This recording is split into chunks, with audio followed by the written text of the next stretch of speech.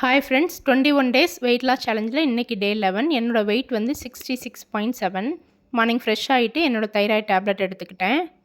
இன்றைக்கி மார்னிங் பிரேக்ஃபாஸ்ட்டுக்கு உளுந்தங்களி தான் செஞ்சுருந்தேன். அதில் நல்லெண்ணெய் ஆட் பண்ணி சாப்பிட்டேன். இந்த உளுந்து கூட நல்லெண்ணெய், கருப்பட்டி எல்லாம் சேரும்போது நம்ம போனுக்கு வந்து ரொம்ப ரொம்ப நல்லது. ஸோ வீக்லி ஒன்ஸாவது உளுந்தங்களி செஞ்சு சாப்பிடுங்க.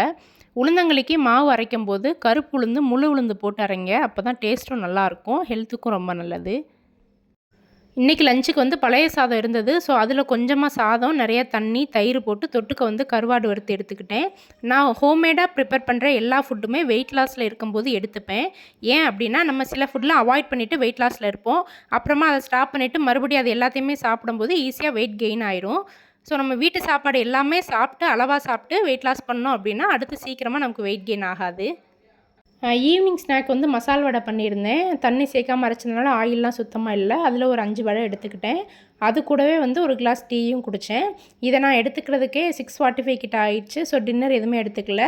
இது ஃபில்லிங்காகவும் இருந்தது எனக்கு.